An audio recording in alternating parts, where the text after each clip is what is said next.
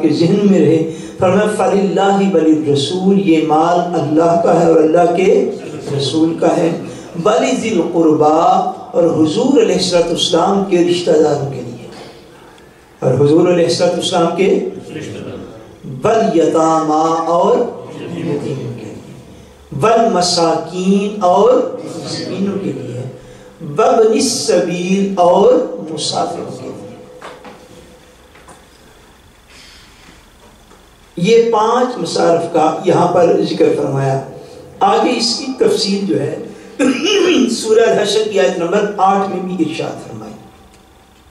وہاں بھی کیا ارشاد فرمایا لِلْفُقَرَاءِ الْمُهَاجِرِينَ الَّذِينَ اُخْرِجُوا مِن دِيَارِهِمْ وَأَمْوَالِهِمْ. فرمایا اور یہ اموال جو ہیں کون سے اموال؟ مال فے. کون سے اموال؟ مال فے.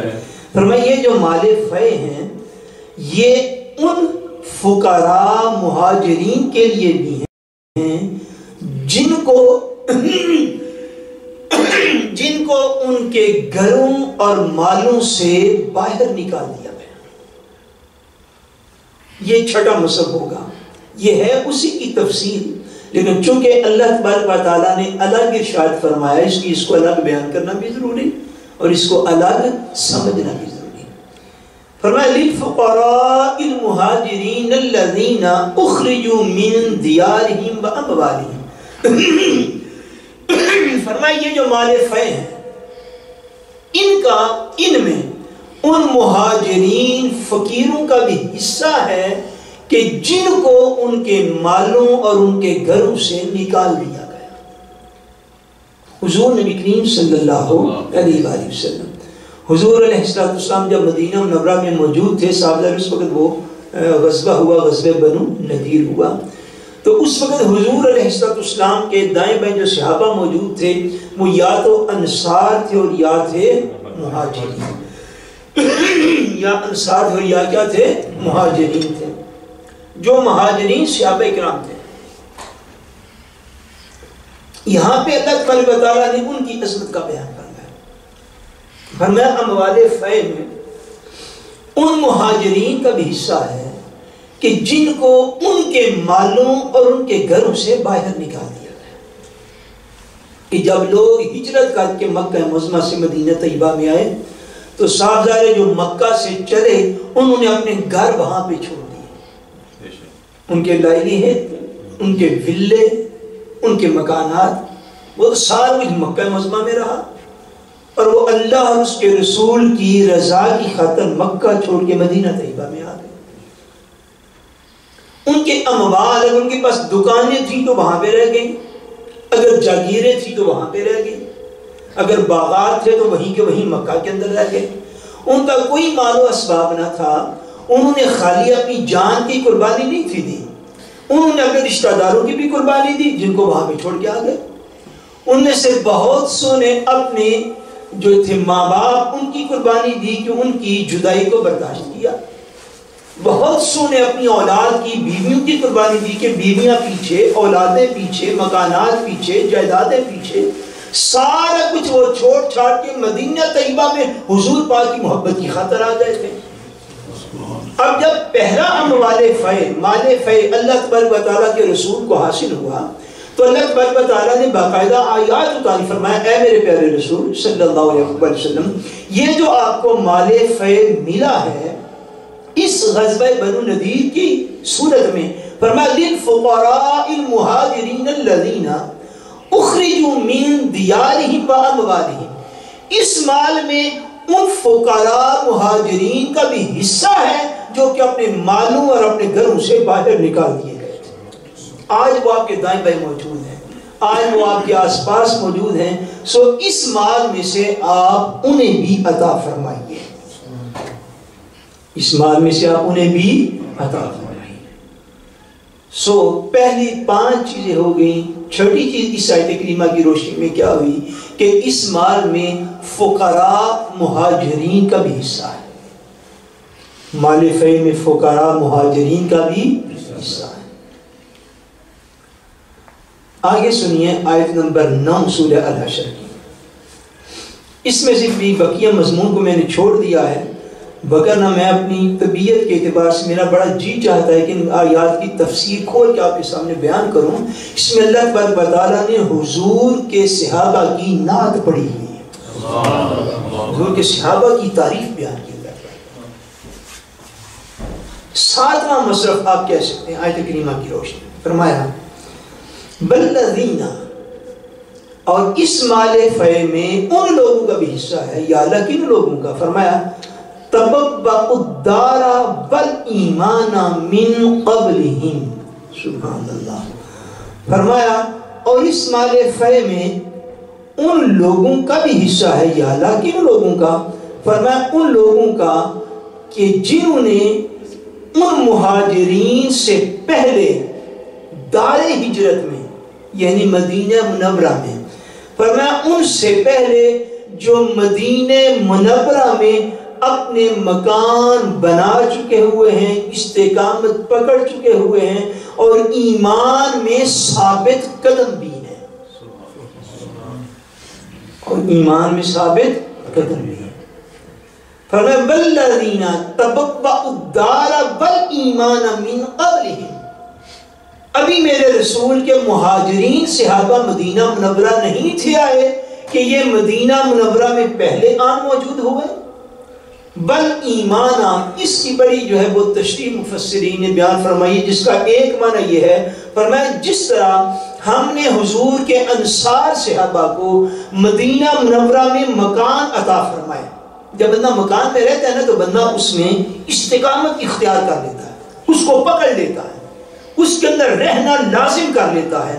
فرمائے جیسے ہم نے ان کو مدینہ میں مکان عطا فرمائے، جس طرح انہوں نے اس طرح لازم کر لیا وہاں پہ رہنا کہ بندہ صبح بھی گھر، دوپہر کو بھی گھر، شام کو بھی گھر، رات کو بھی گھر، ہر وقت بندہ اپنے گھر جہاں سے بھی دوڑتا ہے اپنے گھر کی طرف جا دوڑتا ہے، جاب ختم کرے تو گھر کی طرف، سیر ختم کرے تو گھر کی طرف، رشتہ دار کو چھوڑے تو گھر کی طرف، پارٹی کو چھوڑے تو گھر کی طرف، بندہ گھر میں جو ہے وہ اپنا ٹھکانہ قائم کر دیتا ہے۔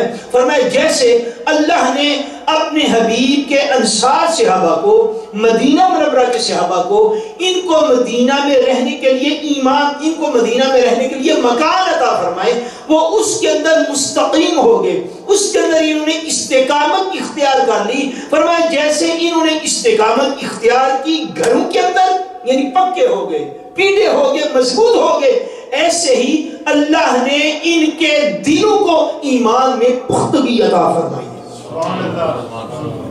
ایسے ہی ان کے دلوں کو ایمان میں پختگی عطا فرمائی، مضبوطی عطا فرمائی، ثابت قدمی عطا فرمائی۔ انصار صحابہ کے ایمان کی ثابت قدمی کی گواہی اللہ تبارک و تعالی اس مقام پہ ارشاد فرما رہا ہے، سبحان اللہ۔ فرمایا یہ میرے نبی کے وہ صحابہ ہیں، انصار صحابہ، جن کے دلوں میں اللہ نے ایمان کو ثابت قدم فرما دیا۔ یحبون من ہاجر الیہم، سبحان اللہ۔ اور فرمایا یہ ان سے محبت کرتے ہیں، ان لوگوں سے جو ان کی طرف ہجرت کر کے تو آئے ہیں۔ بھائی مکانات ان کے تھے، انصار صحابہ کے، جائیدادیں ان کی تھی، آئندوں ان کی تھی، ان کی آئندوں پر آ کے مہاجرین صحابہ آباد ہو گئے۔ فرمایا یہ اپنے دل میں کوئی تنگی نہیں پاتے، یحبون من ہاجر الیہم، یہ ان سے محبت کرتے ہیں جو ان کی طرف ہجرت کر کے آئے ہیں، سبحان اللہ۔ میں حضور کے انصار صحابہ مہاجرین سے محبت کرنے والے ہیں۔ اللہ اس دور کے میں مبلغین کو بھی میں کہتا ہوں راہ اعتدال عطا فرمائے۔ اب تو لوگوں کا کوئی حال نہیں رہ گیا صحابہ اکرام کی اختلافات بیان کر کر کے اور اچھال اچھال۔ آپ تاریخ کی کتابوں کے وہ پڑھ کے صحابہ اور اہل بیت کے مقامات کو اچھالتے ہیں، تو آپ تاریخ کی کتاب پڑھتے ہیں بڑے دھیان سے، تو آپ اللہ کی کتاب کو کیوں نہیں پڑھ لیتے ہیں جس کا ماننا لازم ہے ہر صورت۔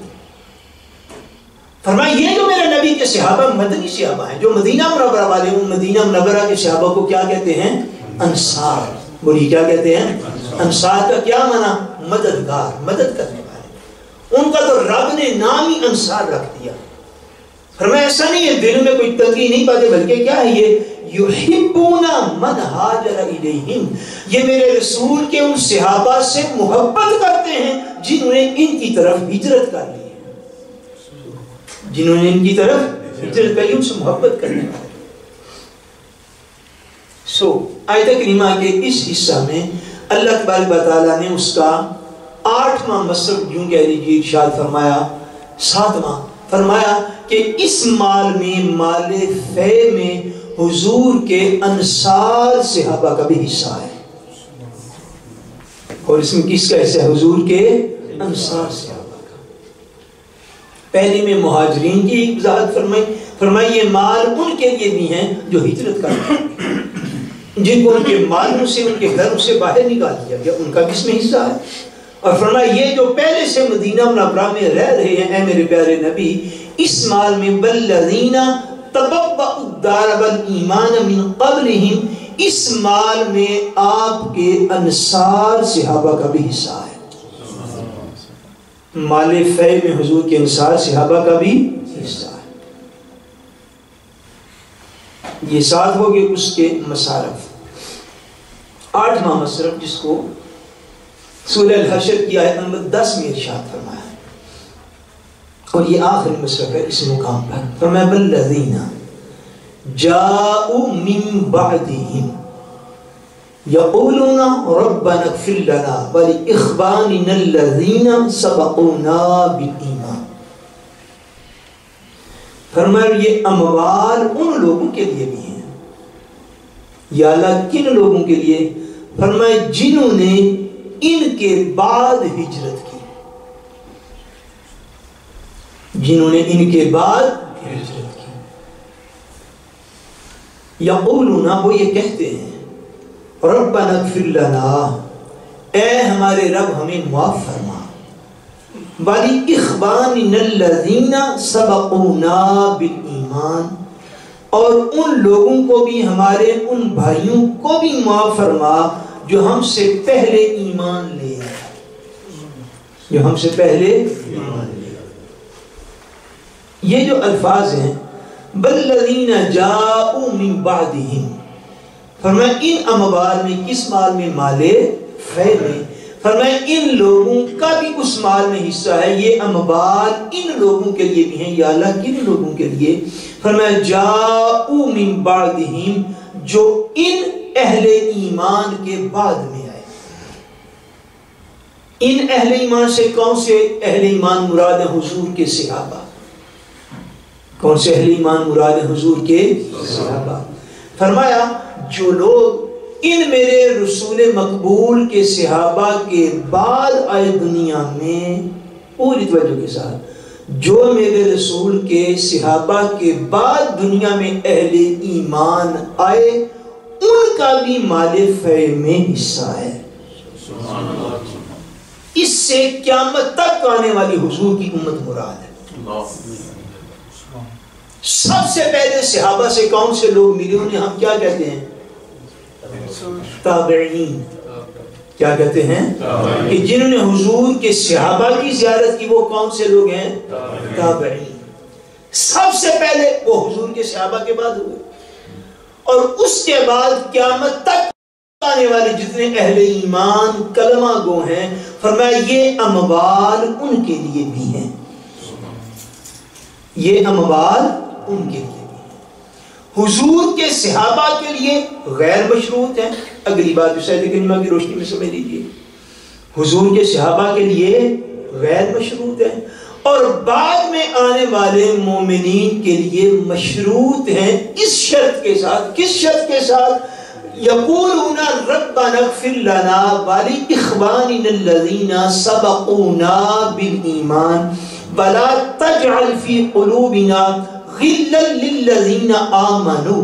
فرمایا ان کے لیے شرط یہ ہے، وہ اہل ایمان جو ان کے بعد آئے، وہ اہل ایمان کیا کرتے ہیں؟ فرمایا وہ رب کریم کی بارگاہ میں یہ دعا کرتے ہیں، اے مولا ہمیں بھی معاف فرما، اور ان سارے اہل ایمان کو بھی معاف فرما جنہوں نے ہم سے پہلے تیرے رسول پر ایمان لایا تھا، ان کو بھی معاف فرما، ان کو بھی معاف فرما۔ یعنی بعد میں آنے والے جو مومن ہیں، توجہ رکھیے گا بات کی طرف تاکہ آپ بات کو سمجھ پائیں، جو صحابہ کے بعد آنے والے مومن ہیں ان کے لیے یہ لازمی ہے کہ پہلے ادوار کے گزرے ہوئے مومنین اور بالخصوص صحابہ کرام کے لیے اللہ کی بارگاہ میں بلندی درجات کی دعا کرتے رہتے ہیں۔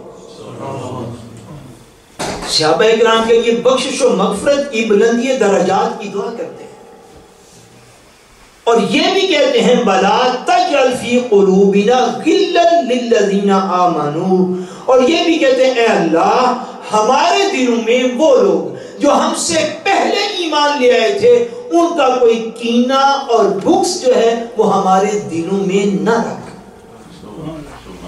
ہمارے دلوں میں نہ رکھ۔ صحابہ کرام کے بعد جو اہل ایمان ہیں ان کا بھی اموال فیء میں حصہ ہے، یہ اموال ان لوگوں کے لیے بھی ہیں، مگر اس شرط کے ساتھ کہ وہ حضور کے صحابہ کے لیے زبان سے کلمہ خیر کہنے والے۔ اب آپ سمجھ گئے، یہ قرآن میں پابندی لگے کہ وہ پہلے اہل ایمان کے لیے دعائیں کریں، وہ کہ مولا تو ہمیں بھی معاف فرما، ان کے بھی درجات کو بلند فرما، اور ساتھ یہ کہیں گے مولا جو سارے اہل ایمان ہم سے پہلے ہو گزرے تو ان کے حوالے سے ہمارے دل میں کسی قسم کا کینہ اور بغض جو ہے وہ نہ رکھ۔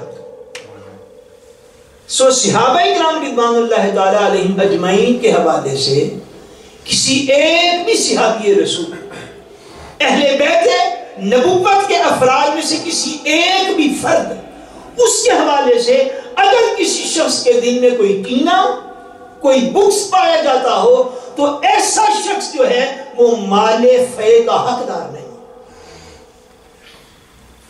یہ بڑی سخت کنڈیشن ہے جو میں آپ کو عرض کر رہا ہوں، پوری ذمہ داری سے عرض کر رہا ہوں۔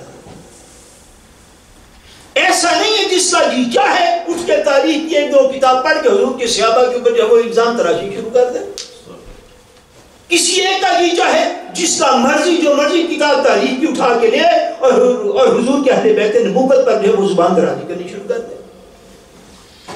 فرمایا مال فیء سے حصہ ملے گا قیامت تک آنے والے مومنین کو، یادہ ملے گا کیسے؟ فرمایا ان کے لیے اس بات کی شرط ہے کہ وہ اللہ کے پیارے رسول کے صحابہ اور پہلے دور کے جو گزرے ہوئے مومنین ہیں ان کے حوالے سے نہ تو دل میں کوئی کینہ رکھیں اور زبان سے ان کے لیے کلمہ خیر بولا کرے۔